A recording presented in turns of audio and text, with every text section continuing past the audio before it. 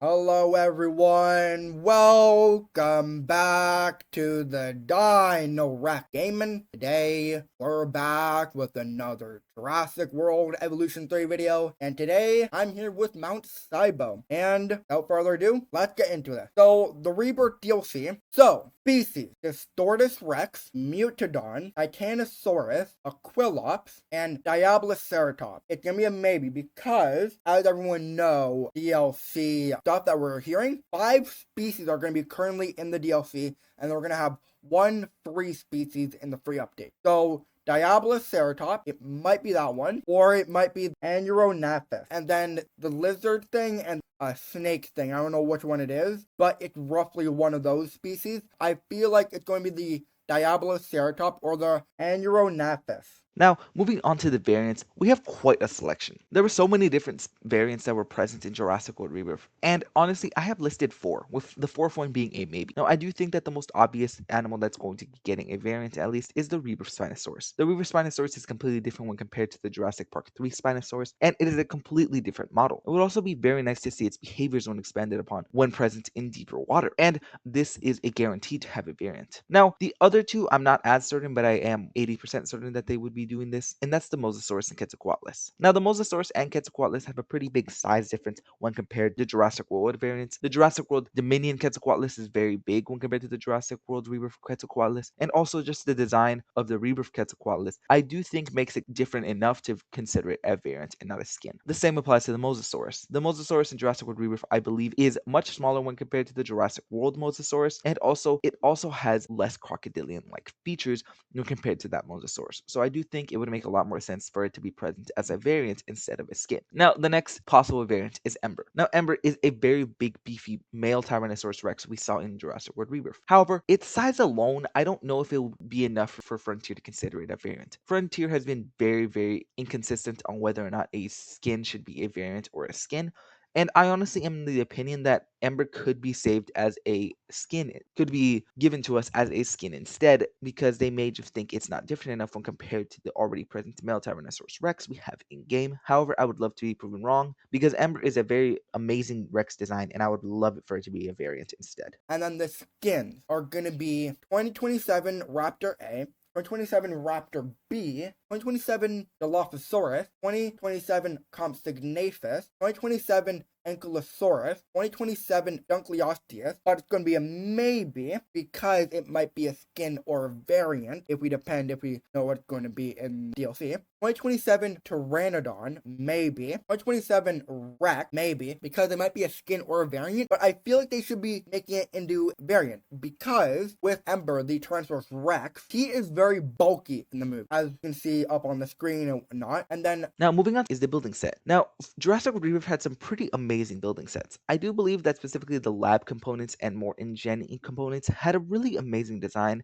and I honestly would love to see this in Jurassic World Evolution 3. I do really like the futuristic type look, and also the test tubes and just the equipment inside Jurassic World Rebirth would be a pretty good basis for building things such as science centers and expedition centers. Would be a pretty good basis for building things such as science centers. I also do think they could take some inspiration from the more outer InGen villages of Jurassic World Rebirth and use that specifically as a secondary building set, further inspiration to combine those two sets for other buildings such as Control Center or whatnot. I do think this building set has a lot of potential, and decorations would also be really appreciated. With things probably decorations such as incubators with two-headed animals like how we saw the two-headed Mutodon in Jurassic World Rebirth, that would be pretty cool to see in Jurassic World Evolution and would honestly give the park and building set a lot more variety when compared to the previous expansion. Now, moving on to this map. Il Saint Hubert, New York City, or Therm Name. It really depends on the 3 of those maps because, as we know, Il Saint Hubert is the main map that we're possibly going to get, but also New York City was also in the beginning of the movie, but also the Serene, the map, was also in the middle of the movie. So it really depends how it's going to be together. Yeah, it might really depend how the maps are going to be and whatnot. Now, moving on to one of the most important topics is the mechanics. Now, before we get into the DLC mechanics, I do think some things would be added into the free update alongside this DLC. Now, I do think the addition of Ember would honestly warrant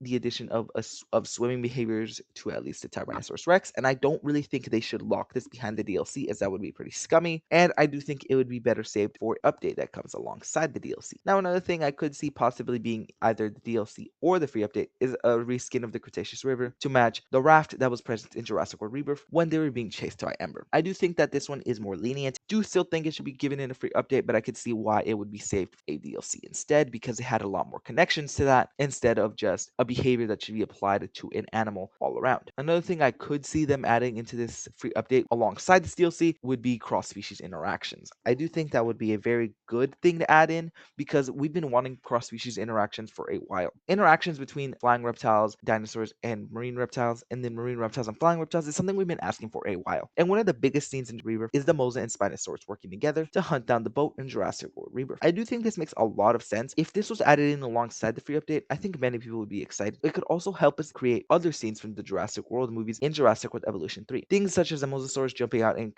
getting a dinosaur, or the Mosasaurus jumping out and getting a flying pterosaur that is near the lagoon, would honestly bring a lot more life into Jurassic World Evolution 3, and I would really love to see this eventually added in. I do think that the Mosa and Spino scene in Jurassic World Rebirth warrants a pretty big reason on why they should add in cross-species interactions. Now, the DLC mechanic of this expansion, I do think would be based on genetic mutations. Obviously, Jurassic World Rebirth is based on the failures of InGen and the mutations that they've left on Ile Saint Hubert with the D-Rex and Megalodon. So I do think that the mechanic could be mutations of specific animals when they're being made in the hatcheries. As we already have failed incubations in hatcheries that stop our animal from coming in, what if they expand on that, and when an animal fails in incubation, it actually leads to more troubling matters if you actually decide to release it as is. Things such as having the D-Rex come out when you failed an incubation on a T-Rex, or the Megalodon come out when you failed the incubation on a Velociraptor or Pteranodon. There's a lot of different things that could affect it, and they could expand this upon for others. Things such as albinism, melanism, and polydactyl with albinism, things such as pure white skin with albinism and melanism with pure black skin, and then possible extra fingers with a polydactyl. There's a lot of different options, and honestly, if they really want to take it into a more dark route and even worse route, they could base it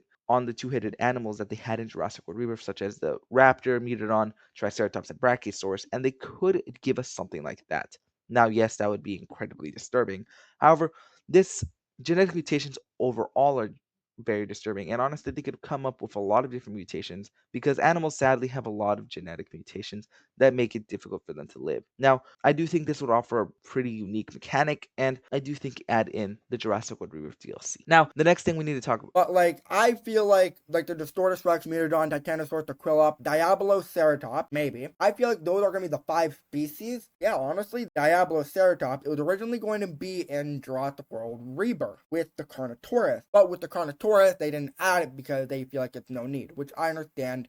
We've seen the Carnotaurus like in 2 movies and in the animated shows, so I understand where they're coming from. But I feel like it's gonna be the Diabloceratops. I really hope everyone enjoyed this video of me talking about the Rebirth DLC. But this video is gonna be edited extremely, so you're gonna hear Mtsibo's side, my side, and you're gonna see it combined into one pretty much. I really hope everyone enjoyed this video. Leave a like, subscribe if you enjoy it, and as always, I will see everyone next time. Bye.